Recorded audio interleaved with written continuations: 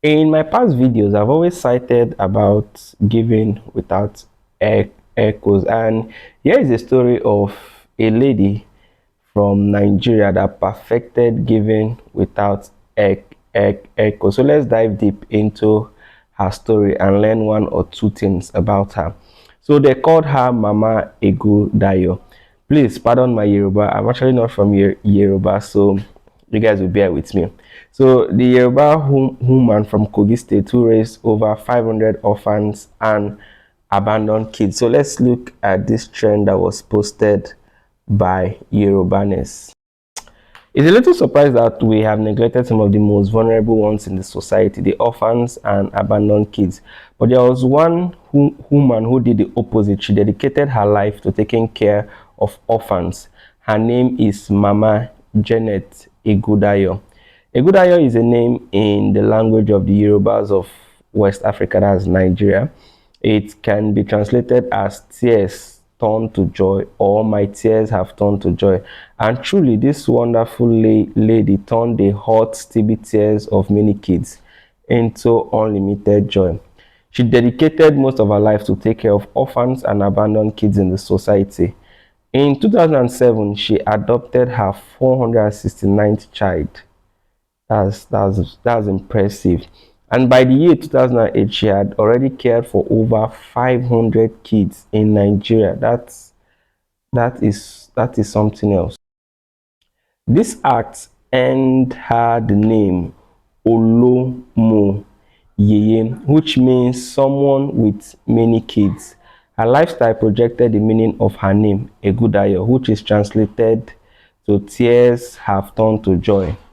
Mama Ekundayo, whose real name is Janet Ekundayo, gave birth to 5 kids of her own, but that did not stop her from adopting other kids because of her love for children. She enjoyed the company of little kids, therefore, taking care of them came naturally to her. In 1969, Mama Ekundayo made a decision to dedicate the rest of her life to taking care of orphans and abandoned kids. For over 50 years, Mama Janet ran the Ekundayo Orphanage Home in Isanlu, Maguta, Kogi State. She had been described as one of the most influential Kogi women of all time. And she was sung about by the popular singer T.Y. Bell. Her famous words, I'm not even going to try it pronouncing this in Yoruba because I tried learning it, but it was just so difficult. So I'm just going to go with the meaning, and you can read up the Yoruba part on your own. So her famous words, some of her famous words were, "It is not by my effort, but by the grace of God." That's the first one. The second one, "It is not by my power or might, but that of God." This sign is also at the entrance of her orphanage. The third one is, "How can I eat when all my children are starving?" This lady is so powerful and is giving me a lot of inspiration.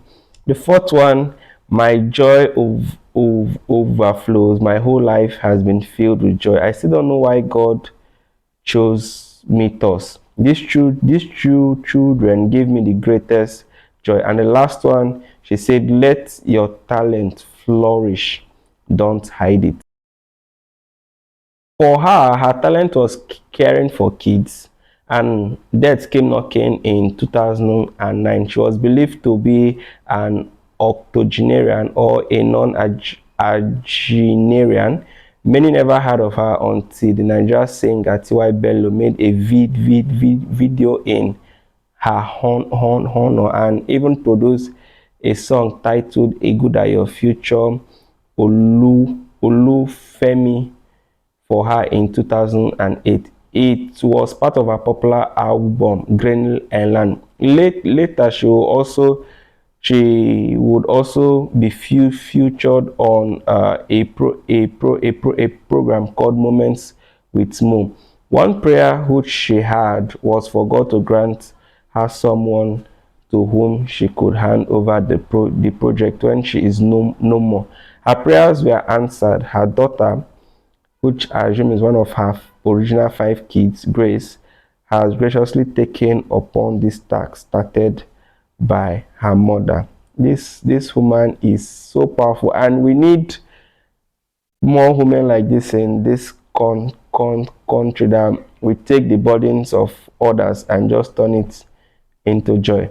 The amazing part of this, of all this, is that she had one thing to ask for, one prayer on her mind, and she needed someone that would simply carry her journey and legacy on. And I just thank God that